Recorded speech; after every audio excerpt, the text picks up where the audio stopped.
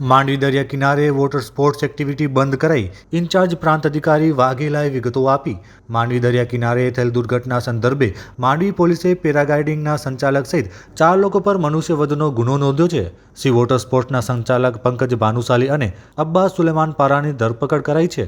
તંત્ર દ્વારા માંડવી દરિયા કિનારે વોટર સ્પોર્ટ્સ એક્ટિવિટી બંધ કરાઈ છે, જે સંદર્ભે ઇન્ચાર્જ પ્રાંત અધિકારી વાઘેલાએ વિગતો આપી હતી।